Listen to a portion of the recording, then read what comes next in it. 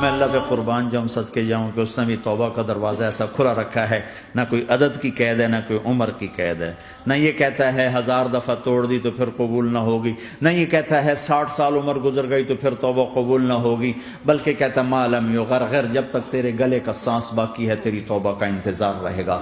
اور پھر ساتھ یہ کہتا ہے کہ تو اتنے گناہ کر کے زمین سے اٹھا کر آسمان کی چھت کو لگا دے، پھر ایک دفعہ کہہ دے یا اللہ معاف کر تو میں سارے ہی معاف کر دوں گا، ولا ابالغ، مجھے پرواہ بھی نہیں ہوگی، پرواہ بھی نہیں ہوگی۔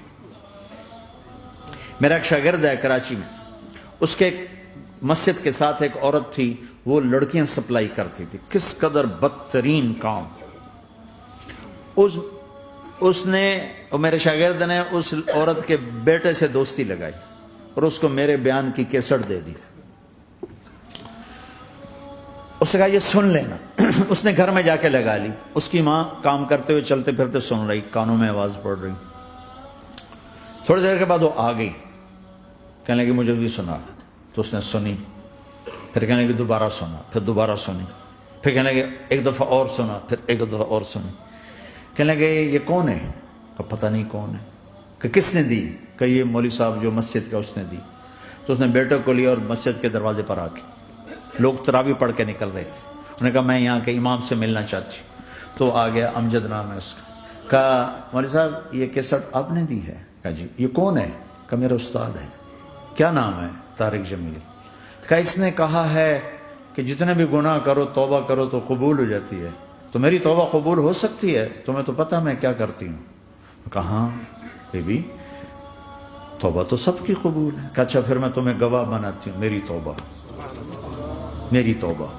اور اگلے دن مسجد میں آنا شروع کر دی تراویح میں، اور دعا کرے یا اللہ اگر میری توبہ قبول ہے تو مجھے اٹھا لے، اگر میری توبہ قبول ہے تو مجھے اٹھا لے، اگر میری توبہ قبول ہے تو زور زور سے دعا کرتی۔ عورتوں کے اس میں جس طرح عورتیں نماز پڑھتی تھی، 29 کی رات سجدے میں اللہ نے اس کو موت دی تھی۔ ساری زندگی لڑکیاں سپلائی کی اور موت آئی رابعہ بصری جیسی۔ توبہ ایسی چیز۔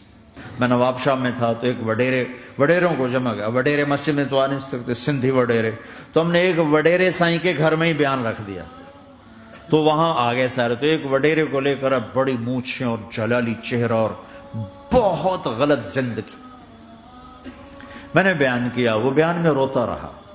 جب میں نے کہا ہاں بھائی توبہ، میں ہر بیان میں یہ کرتا ہوں کوشش، شاید کوئی ایک آدمی میرے ذریعے سے توبہ کر جائے تو میری بخشش کا سامان بن جائے، تو اس نے زور سے کہا اللہ سائیں توبہ، اللہ سائیں توبہ، اللہ سائیں توبہ۔ ساری زندگی کی غفلتیں تھیں۔ گھر گیا اور یہ ظہر پہ بیان ختم ہوا ہے اور مغرب پہ اس کی موت واقع ہو گئی۔ ساری زندگی گناہوں میں گزار کے وہ گیا جنت میں، کہ توبہ تہدم ما کان قبلہا، کہ توبہ ہر گناہ دھو دیتی۔